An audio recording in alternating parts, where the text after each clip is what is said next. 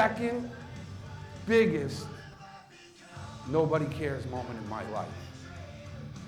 And what that meant and how it played out, now a teenager, a functioning teenager, thanks to Mr. Duca, who, by the way, got transferred beautifully to the middle school when I went up to the middle school. And then he ended his career at the high school. So I had that dude from 5th grade until I finished. Again, going back to it, trust people, talk to people. That's what this is about. If you're somebody struggling, or if you're somebody that, hey, things are great at home. My parents love me, my siblings and I get along. I'm really talking to you. I'm especially talking to you. So, second nobody cares moment in my life. It was a hard one. I'm in 8th grade. By the way, my aunt and uncle are here with us today. Okay? When I got into about, I think it was 7th grade, midway, somewhere in there, I was like 13. My aunt and uncle, my uncle is a legend in Marlboro, by the way. Uncle Danny, right here, and my aunt Melissa. They saved my life. They did, right here, these two people. Okay?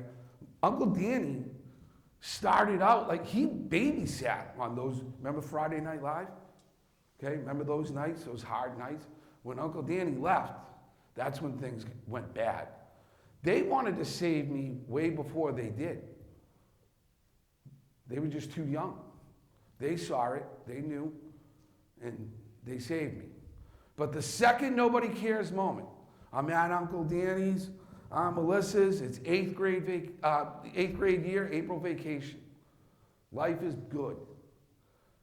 Playing sports, functioning. April vacation.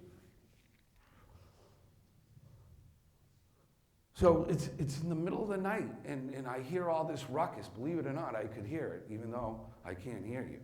But I could hear it because it was loud. And I look out the window, and I'm telling you, there were not police out there. Okay? There were police departments out there. And this is how this night played out.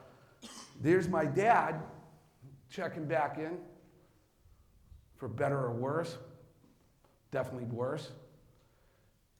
And he's out there in a standoff with the cops. And so I'm like, this guy, drunk again, coming back into my life, the hell with this. And I went and laid back down, went to bed. It's April vacation. I got no time for this now. And I wake up that next morning, feeling good, coming down the stairs, and there's my family. I'm like, wait a minute. Well, Uncle Danny and Aunt Melissa didn't go to work. Okay? My sisters, their husbands, my boy Jerry, sitting in the kitchen. Something bad happened. My dad had committed a murder that night, the night before. How many here has a dad doing life in prison, right? You don't know me. I don't know you. I don't know what's going on in your house. You don't know what's going on in my house. Think about that, man. Think about when you're with your friends and you're busting chops, and you think, nah, he's good. He thinks it's funny too. It's all good. I want you to really think about that, because it's not always true. You don't know what's going on at other people's houses, man. Be nice. Be nice. This isn't corny. This isn't like me trying to preach to you.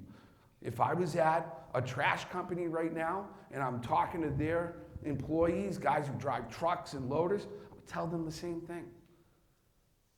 Be nice to Ralph. I know you don't like him. You don't know what's going on at Ralph's house. Be nice. So, I come down to the news. Dad had committed a murder. Now, this is on 5 o'clock news. This isn't like some little, hopefully nobody, nobody knows or nobody hears. It's on the 5 o'clock news. It's on the front page of the newspaper. My father's kicking at reporters. That's him. So what's going to happen now? Monday's coming. That's what's got to happen. April vacation's gonna end. Nobody cares. I gotta go back to school. I have to go back to school. If I don't, I'm not raising myself anymore. I'm letting my dad run my life. It's the last person on the planet I want doing that. Nobody cares. The hardest thing I ever did was getting off that bus and walking into that school.